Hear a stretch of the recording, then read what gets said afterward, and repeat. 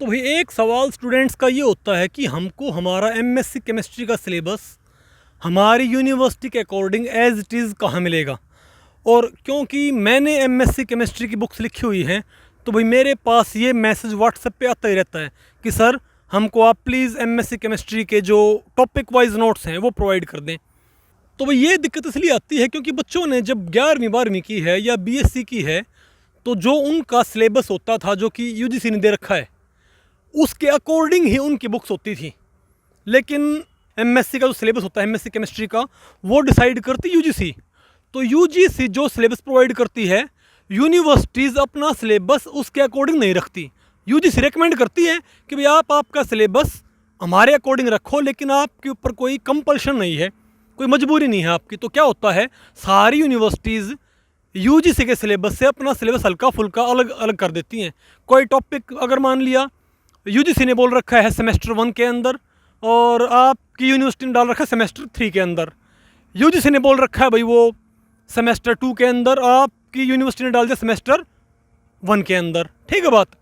तो इससे दिक्कत क्या होती है भाई वो सिलेबस आगे पीछे होता है। दूसरा यूजीसी जो टॉपिक लिखती है ना तो उसमें क्या होता है कि मान लिया यूजीसी ने लिख दिया कि भाई drawbacks of crystal field theory और आपकी यूनिवर्सिटी ने लिखा हुआ है कि limitations of crystal field theory. अब जो बच्चे भाई बिल्कुल टॉपिक से मिला मिला के पढ़ेंगे तो भाई उनको लगेगा तो सिलेबस में नहीं है। अरे भाई ड्रॉबैक्स और लिमिटेशन क्या होती हैं, एक ही होता है। ठीक है आपकी यूनिवर्सिटी के सिलेबस में है applications of molecular orbital theory, लेकिन भाई यूजीसी ने डाल रखा है कि significance of molecular orbital theory, तो आपको मिल नहीं रखा।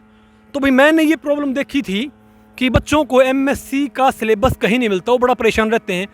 तो भाई मैंने ये प्रॉब्लम देखी थी और जो मैंने बुक्स लिखी है एमएससी केमिस्ट्री के लिए वो मैंने लिखी थी यूजीसी के सिलेबस के अकॉर्डिंग। ओके, क्योंकि भाई इंडिया में बहुत सारी यूनिवर्सिटीज़ हैं और सबका सिलेबस थोड़ा बहुत तो आगे पीछे होता ही होता है। तो बच्चे सोचते हैं भाई हमको एज इट इज़ सिलेबस कहाँ मिलेगा। मैं आपको बताऊँ भाई एज इट इज़ सिलेबस आपको कहीं नहीं मिलेगा। अगर आपकी यूनिवर्सिटी का सिलेबस मिलता जुलता है काफ़ी हद तक यूजीसी से तो आपको मेरी बुक्स के अंदर मिल जाएगा। ओके, अब आप ये बताएं मैंने तो सिलेबस लिखा है, मैंने तो बुक्स लिखी हैं यूजीसी के सिलेबस के अकॉर्डिंग, लेकिन अगर आप अमेज़ॉन इटली पे जाओगे, अमेज़ॉन स्पेन पे जाओगे, अमेज़ॉन यूएसए पे जाओगे तो वहाँ भी आपको मेरी बुक्स बिकती मिलेंगी। और वहाँ से मेरे पास भाई कॉल आती है कि सर आपकी जो बुक्स हैं जो यूएस और यूरोप के स्टूडेंट्स हैं, जो अफ्रीकन कंट्रीज़ हैं वहाँ के स्टूडेंट्स हैं, मेरे पास वहाँ के भी मैसेज आते हैं कि सर आपकी बुक्स को हम यहाँ पर इस्तेमाल करते हैं एमएससी केमिस्ट्री को कवर करने के लिए।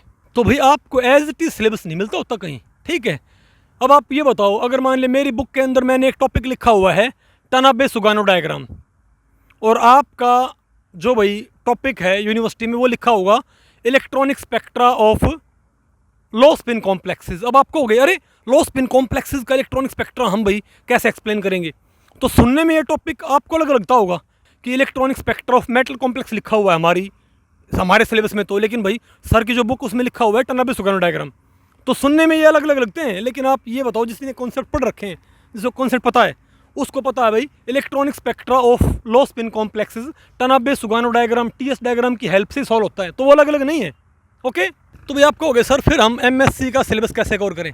तो ये बहुत सिंपल है, आपको ये नहीं देखना है कि आपने syllabus as it is match नहीं करना टॉपिक वाइज, क्योंकि टॉपिक आपको सारे ही मिलेंगे। आप एक टेस्ट करना, आप हमारी वेबसाइट पे जाओ और वहाँ पर मान लिया आपने डाउनलोड कर लिया थर्मोडायनेमिक्स का चैप्टर, उसको आपने मैच नहीं करना आपकी यूनिवर्सिटी के सिलेबस से, क्योंकि टॉपिक आपको भाई उल्टे पुल्टे दिखाई दे सकते हैं।